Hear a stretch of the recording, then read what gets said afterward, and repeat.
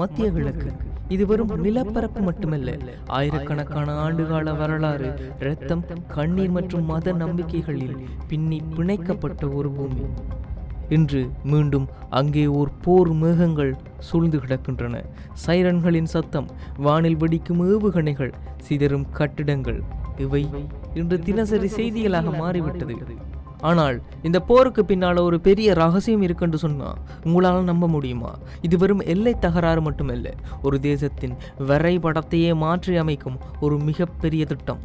ஈரானுக்கும் இஸ்ரேலுக்கும் இடையேயான இந்த நேரடி மோதல் உலகே ஒரு பொருளாதார நெருக்கடிக்கு தள்ளி இருந்தாலும், யுனைடெட் அரப் எமிரேட்ஸின் மிக முக்கியமான எண்ணெய் மண்டலமான விஜாரா பகுதியில் நடத்தப்பட்ட ட்ரோன் தாக்குதல்கள் இதற்கு ஒரு சாட்சியாக மாறி நிற்கின்றது.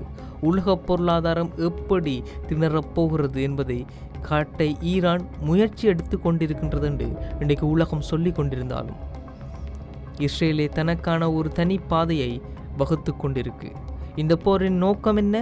பாலஸ்தீனம் எப்படி மெல்ல மெல்ல இஸ்ரேலாக மாறியது? இந்த போரினுடைய ஆரம்பத்தை பற்றி நாங்கள் தெரிஞ்சு கொள்ளணும்டா, உண்மையிலேயே இவர்கள் சொல்லக்கூடிய அகண்ட இஸ்ரேல் என்றால் என்ன? அகண்ட இஸ்ரேல் எனும் பெயரில் இவர்கள் எதை நோக்கியான பயணத்தில் இருக்கிறார்கள் என்றதை நாங்கள் தெரிஞ்சு கொள்ளணும். தற்போதைய கள நிலவரப்படி ஈரான் மற்றும் இஸ்ரேல் இடையேயான போர் என்பது ஒரு உலகளாவிய விவாதத்தை உருவாக்கியிருக்கு. இஸ்ரேலுக்கு பின்னால் அமெரிக்கா ஒரு மாபெரும் மலையாக மாறி நிற்கிறது. ஈரானின் தாக்குதல்கள் இஸ்ரேலை மட்டும் குறிவைத்து நடக்கப்படவில்லை. இதுதான் இன்றைக்கு உலகம் முழுக்க இருக்கிற ஒரு மாபெரும் பயமாக மாறியிருக்கு. அது அரபு தேசங்களின் பொருளாதார மையங்களில் கை வைக்கின்றது. அரபு தேசங்களின் பொருளாதார மையங்களை நிலைகுலைய செய்வதே ஈரானது ஒட்டுமொத்த குறிக்கோளாக இருக்கு. இன்றைக்கு இந்திய பெருங்கடல் வரைக்கும் இந்த யுத்தம் வந்திருக்கு. ஆனால் இஸ்ரேல் இந்த சூழலை எப்படி பார்க்கிறது? இஸ்ரேலின் நீண்ட கால கனவு ஈரானுக்கு எதிரான ஒரு நேரடி போர். அப்படி என்றால் இந்த நேரடி போரை பொறுத்தவரை இஸ்ரேலது கனவு பலித்து கொண்டுதான் இருக்கின்றது. மத்திய கிழக்கை பொறுத்தவரை இஸ்ரேல் எனப்படும் ஒரு தனி நாடு மத்திய கிழக்கின் அமைதி சூழலை மோசமாக மாற்றிக்கொண்டிருக்கின்ற இந்த உலக மக்கள் குற்றம் சாட்டி கொண்டிருந்தாலும், இஸ்ரேல் மத்திய கிழக்கை ஒட்டுமொத்தமாக கைப்பற்றுவதே அதனுடைய நோக்கமாக கொண்டு செயற்படுதென்று இந்த ஒட்டுமொத்த உலக மக்களும் குற்றம் சாட்டி கொண்டிருந்தாலும், இந்த போரை இப்போது அவர்கள் மிக தீவிரமாக முன்னெடுத்து கொண்டிருக்கின்றனர். பல தசாப்த காலங்களாக தற்காப்பு நிலையில் இருந்த இஸ்ரேல் இப்போது தாக்குதல் ஆட்டத்தை ஆரம்பித்துள்ளது. அரபு நாடுகள் அமைதியை விரும்பினாலும் இஸ்ரேல் ஏன் போரை நோக்கி தள்ளுகிறது? இதற்கான விடை அவர்களது வரைபடத்தில் இருக்கின்றது. நீங்கள் இப்போ பார்த்து கொண்டிருக்கிறது தான் அகண்ட இஸ்ரேல் என்று அவர்கள் சொல்லக்கூடிய அந்த வரைபடம். குரோடோர் இஸ்ரேல் அல்லது அகண்ட இஸ்ரேல் இது ஒரு மத நம்பிக்கை, ஒரு அரசியல் கொள்கை. 1948 இஸ்ரேல் உருவான போது இந்த வரைபடத்திற்கும் இன்று இருக்கும் வரைபடத்திற்கும் மலைக்கும் மடுவுக்கும் உள்ள வித்தியாசம் இருக்கின்றது. யூத அடிப்படைவாதிகளுக்கு இப்படிப்பட்ட கொள்கை இருக்கிறதும், யூத அடிப்படைவாதிகளை பொறுத்தவரை அவர்களது மத நம்பிக்கையின்படி அவர்களுக்கு கொடுக்கப்பட்ட ப்ராமிஸ் லேண்ட் எனப்படுவது இவ்வளவு பெரிய நிலப்பரப்பு அவங்க சொல்லிக் கொண்டு இருந்தாலும், உண்மையிலேயே இதை இஸ்ரேல் அரசாங்கம் ஏற்றுக்கொள்ளுதான்னு பார்த்தா அந்த கேள்விக்கான விடை என்ன தெரியுமா?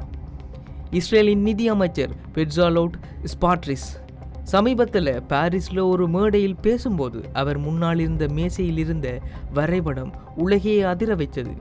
அந்த வரைபடத்தில் இஸ்ரேல் என்பது இன்று நாம் பார்க்கும் சிறு நாடாக இருக்கவில்லை. அது எகிப்தின் சில பகுதிகள், சவுதி அரேபியாவின் சில பகுதிகள், ஈராக்கின் முக்கால்வாசி பகுதிகள், ஒட்டுமொத்த ஜோர்டான், லெபனான் மற்றும் சிரியா உள்ளடக்கிய ஒரு பிரம்மாண்ட தேசமாக இருந்தது. அந்த வரைபடத்தை பொறுத்தவரை ஒட்டுமொத்த மத்திய கிழக்கின் பாதைக்கும் மேற்பட்ட பகுதி இஸ்ரேலாக மாற வேண்டுமென்று அவர்களுடைய ஆசையாக இருக்குது. ஏன் இப்படி ஒரு கனவு? இவர்களின் புனித நூலான தோராவின் கடவுள் வாக்குறுதி அளித்த நிலம் என்று இந்த நிலத்தை தான் அவங்க சொல்கிறாங்க. அவங்களுடைய ஒட்டுமொத்த கனவாக இருக்கிறது அந்த ப்ராமிஸ் லேண்ட் என்றது. அதாவது அவர்களுடைய கடவுள் கொடுத்த ப்ராமிஸ் லேண்ட் இந்த இஸ்ரேல் தான் என்று அவங்க சொல்லி கொண்டிருக்காங்க. நைல் நதி முதல் ஜூப்ரட்டிஸ் நதி வரை உள்ள நிலப்பரப்பு தங்களுக்கு சொந்தமானது என்று இன்றைக்கு அவங்க விவாதம் பண்ணி கொண்டிருக்காங்க. இஸ்ரேலின் தேசிய கொடியில் உள்ள 2 நீல நிற கோடுகளும் இந்த 2 நதிகளைத்தான் குறிக்குதண்டும். அந்த நீல நிற கோடுகளுக்கு இடையில இருக்கிற அந்த நட்சத்திரம் என்றது இஸ்ரேலினுடைய நிலப்பரப்பை குறிக்குதண்டும் சொல்றாங்க. அதாவது இந்த 2 நதிகளுக்கு இடையில இருக்கிற அத்தனை நிலப்பரப்புகளும் இஸ்ரேல் என அழைக்கப்படும் என்று அவங்க சொல்றாங்க. சரி, இப்போ பாலஸ்தீனம் எப்படி இஸ்ரேலாக உருவானதுன்ற ஒரு கேள்வி எல்லாருக்குள்ளேயும் இருக்கலாம். உண்மை என்னண்டா, பாலஸ்தீனம் என்ற ஒரு நிலப்பரப்பு 20ஆம் நூற்றாண்டுகளில் அது ஒரு பிரிட்டிஷ் ராஜ்யத்துக்கு கீழே இருந்தது, பிரிட்டிஷனுடைய கட்டுப்பாட்டுக்கு கீழே இருந்தது. 1948 இலங்கைக்கு எப்படி சுதந்திரம் கிடைச்சதோ அதே போல பாலஸ்தீனத்துக்கும் சுதந்திரம் கிடைக்கணும் என்று அப்ப இருந்த பிரிட்டிஷ் எம்பையர் நினைச்சிருந்தாலும், ஆனால் அந்த பாலஸ்தீனத்தை இஸ்ரேலாக மாற்றிவிட்டு அவர்கள் சென்றார்கள். உண்மை என்னண்டா, தியோடர் ஹெர்சல் எனக்கூடிய ஒரு தனி நபர் மூலமாக ஜியோனிசம் என்ற இயக்கம் வலுப்பெற்றது. இந்த ஜியோனிசம் எனப்படக்கூடிய இயக்கம் ஐரோப்பாவில் யூதர்களின் இருப்பை வலுப்படுத்தியது. ஒட்டுமொத்த ஐரோப்பிய அரசாங்கத்தில் யூதர்களினுடைய எண்ணிக்கையை அதிகரித்தது. யூதர்களை பொறுத்தவரை அவர்கள் மிக பெரும் பணக்காரனாக மாற வேண்டுமென்ற ஒரு கொள்கையை கொண்டு வர ஆரம்பித்தாங்க. அது எல்லாவற்றுக்கும் காரணம் இந்த தியோடோர் ஹெர்சல். இந்த தியோடோர் ஹெர்சல் என்றவர் தான் ஒட்டுமொத்த யூதர்களின் தந்தையாக கருதப்படுகிறார். அவர்தான் ஒரு தனி நாடு தான் எங்களுக்கு தீர்வுன்ற ஒரு விஷயத்தை சொல்றார். ஆனால் அந்த தனி நாடு எங்க இருக்குன்றத கேள்விக்கான பதில அவர் சொன்ன விஷயம் என்ன தெரியுமா? பாலஸ்தீனம். பாலஸ்தீனத்தில் தான் அந்த தனி நாடு இருக்குன்னு சொல்லி, பாலஸ்தீனம் தான் எங்களுக்கு கொடுக்கப்பட்ட ப்ராமிஸ் லேண்ட் என்று சொல்லி ஆரம்பத்தில் பாலஸ்தீனமாக இருந்த ஒரு நிலப்பரப்பை, பிரிட்டிஷ் ஆட்சி கீழே பாலஸ்தீனம் என்ற பெயர் பெற்றிருந்த அந்த நிலப்பரப்பை இஸ்ரேலாக மாற்றி 1948 அவங்க சுதந்திரம் வாங்குறாங்க. 2ஆம் உலகப் போர் முடிஞ்சதுக்கு பிறகு 1948 இஸ்ரேல் ஒரு தனி நாடாக அறிவிக்கப்பட்டது. அமெரிக்கா சில நிமிடங்களிலேயே அந்த இஸ்ரேலை அங்கீகரித்தது. அப்ப இருந்துதான் அமெரிக்காவுக்கும் இஸ்ரேலுக்கும் இடையிலான பந்தம் என்பது ஆரம்பமானது. இஸ்ரேலை பொறுத்தவரை இஸ்ரேலை முதலில் அங்கீகரித்த ஒரு நாடு அமெரிக்கா. ஆனால் அரபு நாடுகள் இதை ஏற்கவில்லை. உண்மை என்ன தெரியுமா?